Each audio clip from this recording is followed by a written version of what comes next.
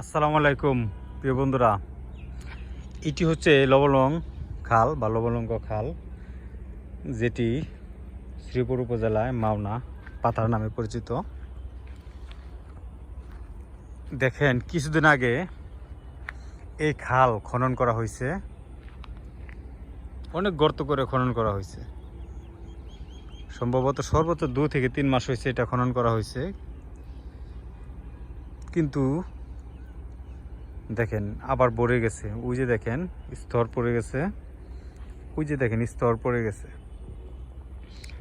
আসলে কি, এই খাল যদি প্রতি বছর বছরও খনন করা হয়, এই খালে ময়লা যাবে না। কারণ এই খালে সরাসরি লাইন হচ্ছে কারখানার সাথে, যেখান থেকে বর্জ্য পদার্থ আসে এটাকে ভরে ফেলে আর কি।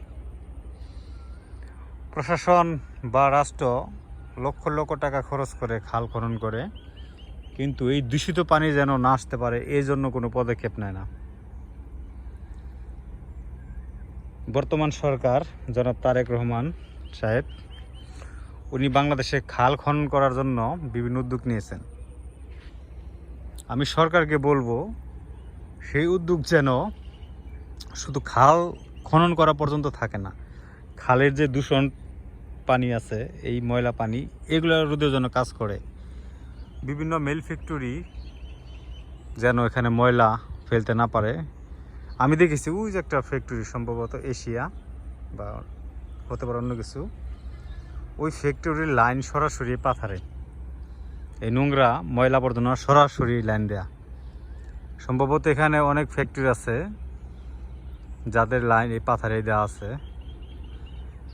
তাদের বিরুদ্ধে সরকারের উচিত আইনি ব্যবস্থা নেওয়া। এই খাল দিয়ে কত রকমের দেশি মাছ সবাই খেতাম, মারতাম। এখন কোনো মাছই নাই, কোনো ব্যাঙ, সাপ, কুচ্চা, মানে কোনো কিছুই নেই এখানে। সাপও নাই। এই যে পাড় দিয়ে শেয়াল থাকতো, ইঁদুর থাকতো, কারণ শেয়াল ইঁদুর কোনো কিছুই নাই, সাপও নাই। মানে এরকম একটি পরিস্থিতি। এই বিষাক্ত পানির ধারে পাশে কেউ থাকতে পারে না। এই যে এখানে আমি দাঁড়িয়ে আছি, প্রচুর ঘ্রাণ না, দুর্গন্ধ আর কি। তা বর্তমান সরকারের কাছে আমি অনুরোধ করব, এই খালটা যেন দূষণমুক্ত করা হয়। এটা এলাকারবাসী হিসেবে আমি দাবি করতেছি, দেশের একজন সাধারণ নাগরিক হিসেবে দাবি করতেছি, এই খালটি যদি পূর্ণ যৌবন পায়, আমাদের দুই অঞ্চলের মানুষের কোনো মিঠা পানির মাছের অভাব পড়বে না। এক সময় ছোটোবেলায় এই যে এখান দিয়ে খেলতাম, এখানে তো বাউন্ডারি হয়ে গেছে, এইসব মাঠে খেলতাম ফুটবল, তারপর এখানে গোসল করতাম। এখন তো গোসল তো দূরের কথা, এই পানিতে নামলেই ভয় রোগে আক্রান্ত হবে, চর্মরোগে।